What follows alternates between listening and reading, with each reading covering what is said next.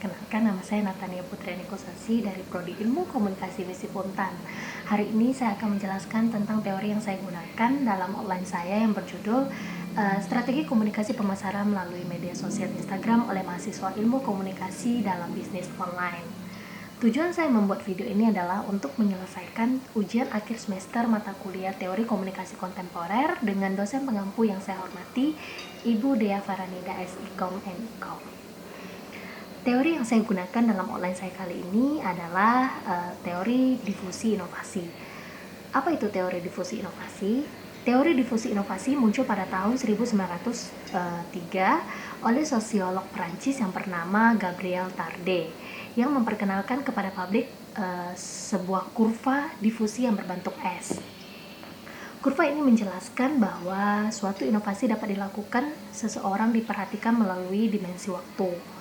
Dalam kurva tersebut terdapat dua buah sumbu, yakni sumbu yang menjelaskan tentang tingkat adopsi dan satu sumbunya lagi menjelaskan tentang dimensi waktu. Teori difusi inovasi pada dasarnya menjelaskan proses bagaimana suatu inovasi disampaikan atau dikomunikasikan melalui saluran-saluran tertentu sepanjang waktu kepada sekelompok anggota dari sistem sosial. Rogers sendiri mendefinisikan difusi inovasi sebagai proses sosial yang mengkomunikasikan informasi tentang ide baru yang dipandang secara subjektif. Makna inovasi dengan demikian perlahan-lahan dapat dikembangkan melalui sebuah proses konstruksi sosial. Tujuan utama dari difusi inovasi yakni diadopsinya suatu inovasi, yakni gagasan, ilmu pengetahuan dan teknologi baik oleh individu maupun secara kelompok sosial tertentu. Oleh karenanya, Rogers mengemukakan bahwa ada 4 karakteristik inovasi yang dapat mempengaruhi tingkat adopsi dari individu maupun kelompok sosial tertentu. Yang pertama adalah keuntungan relatif atau relative advantage. Keuntungan relatif adalah bagaimana suatu inovasi yang baru ini dapat dikatakan lebih baik dari inovasi yang sebelumnya, atau justru dapat dikatakan tidak lebih baik dari inovasi sebelumnya. Tolak ukurnya adalah bagaimana seorang adopter merasakan langsung dampak dari inovasi tersebut yang menjadikannya puas atau tidak puas pada sebuah inovasi. Semakin besar keuntungan relatif yang dirasakan oleh adopter akan menjadikan inovasi tersebut semakin baik untuk diadopsi oleh suatu kelompok. Yang kedua adalah kesesuaian atau compatibility. Kesesuaian berkaitan dengan bagaimana suatu inovasi ini dapat dikatakan sesuai dengan kondisi masyarakat, kebudayaan, dan nilai-nilai dalam masyarakat tersebut, serta tentu saja apakah sesuai dengan kebutuhan yang ada. Jika sesuai dengan kebutuhan yang ada, maka suatu inovasi itu akan mudah untuk diadopsi. Bila tidak, maka akan sebaliknya akan sulit diadopsi. Yang ketiga adalah kerumitan atau complexity.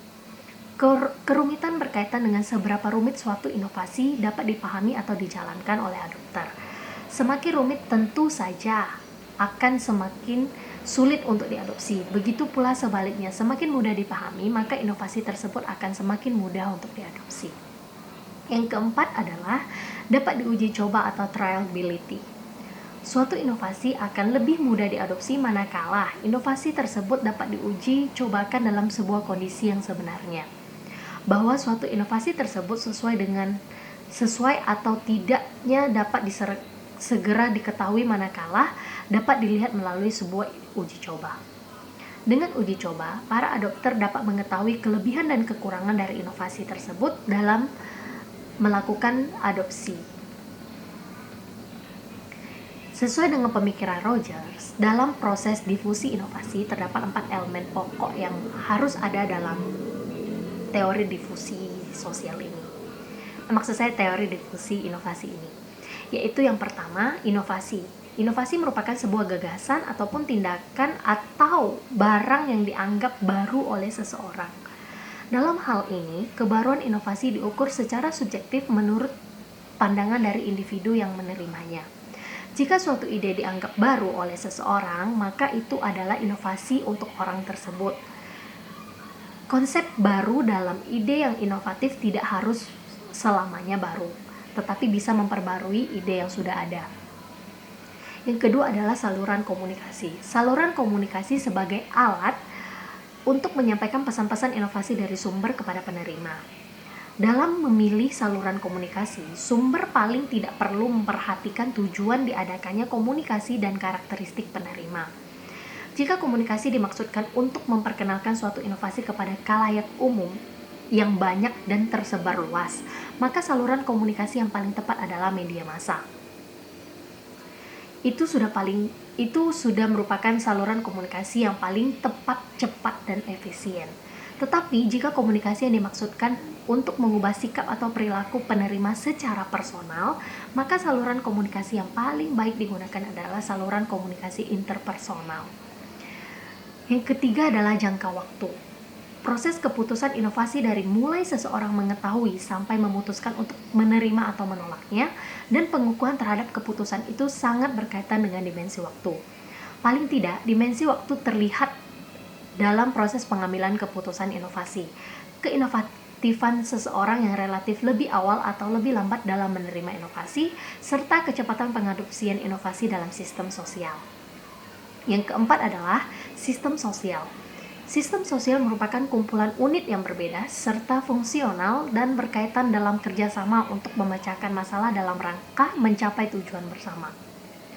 Lebih lanjut, teori yang dikemukakan oleh Rogers memiliki relevansi dan argumen yang cukup signifikan dalam proses pengambilan keputusan inovasi.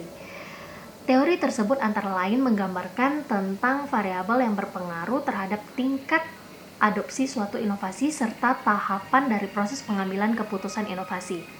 Variabel yang berpengaruh terhadap tahapan difusi inovasi tersebut mencakup yang pertama atribut inovasi, yang kedua jenis keputusan inovasi, yang ketiga saluran komunikasi, yang keempat kondisi sistem sosial, serta yang terakhir adalah peran agen perubahan. Sementara itu, tahapan dari proses pengambilan keputusan inovasi mencakup yang pertama, tahapan munculnya pengetahuan.